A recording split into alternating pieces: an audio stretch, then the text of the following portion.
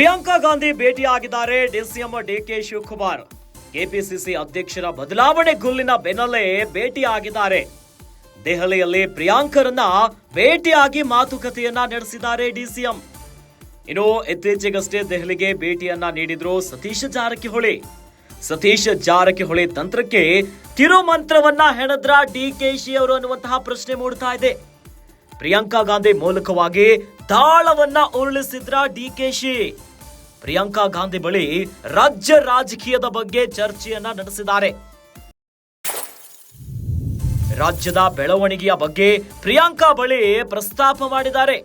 ಪ್ರಿಯಾಂಕಾಗೆ pin to pin details ಅನ್ನ ತಿಳಿಸಿದ್ದಾರೆ ಡಿಕೆಶಿ ಅವರು. ಎಲ್ಲವನ್ನ ಖರ್ಗೆ ಬಳಿ ಹೇಳುವಂತೆ ತಿಳಿಸಿದ್ದಾರೆ ಡಿಕೆಶಿ. ಖರ್ಗೆ ಅವರು ಕೂಡ ಕರ್ನಾಟಕದವರೇ, ಅವರ ಬಳಿಯೇ ಹೇಳಿ ಅನ್ನುವಂತ ಮಾತುಗಳನ್ನ ಆಡಿದಾರಂತೆ. ಇನ್ನು ಬೇಕಿದ್ರೆ ನನ್ನ ಅಭಿಪ್ರಾಯವನ್ನ ಪಕ್ಷದ ವೇದಿಕೆಯಲ್ಲಿ ತಿಳಿಸ್ತೀನಿ ಅಂತ ಹೇಳಿದ್ದಾರೆ. ಡಿಕೆ ಶಿವಕುಮಾರ್ ಪ್ರಿಯಾಂಕಾ ಗಾಂಧಿ ಬಳಿ ಹೇಳಿಕೆಯನ್ನ ಕೊಟ್ಟಿದ್ದಾರೆ.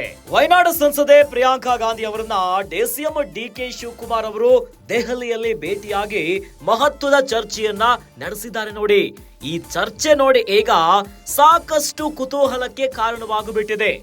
ಒಂದು ಕಡೆಯಲ್ಲಿ ರಾಜ್ಯದಲ್ಲಿ ಕೆಪಿಸಿಸಿ ಅಧ್ಯಕ್ಷ ಸ್ಥಾನದ ಬದಲಾವಣೆಯ ಗುಲ್ಲಿನ ಬೆನ್ನಲ್ಲೇ ದಿಢೀರಂತ ದೆಹಲಿಯಲ್ಲಿ ಪ್ರಿಯಾಂಕಾ ವಾದ್ರಾ ಅವರನ್ನ ಭೇಟಿಯಾಗಿ ರಾಜ್ಯ ರಾಜಕಾರಣದ ಬಗ್ಗೆ ಮಾತುಕತೆಯನ್ನ ನಡೆಸಿದ್ದಾರೆ.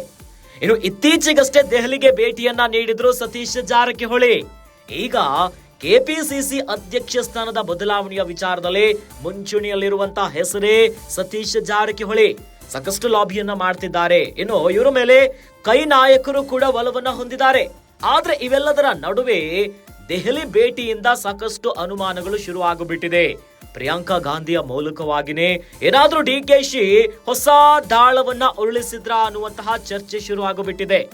ಇದರ ಜೊತೆಯಲ್ಲೇ ಪ್ರಿಯಾಂಕಾಗೆ ಪಿನ್ ಟು ಪಿನ್ ಡೀಟೇಲ್ಸ್ ಅನ್ನ ತಿಳಿಸಿದ್ದಾರೆ ಡಿಸಿಎಂ.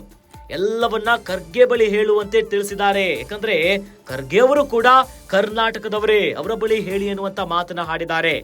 ಈ ಮೂಲಕವಾಗಿ ಡಿಸಿಎಂ ಭೇಟಿ ಸಾಕಷ್ಟು ಅನುಮಾನಗಳನ್ನ ಹುಟ್ಟು ಹಾಕ್ತಾ ಇದೆ.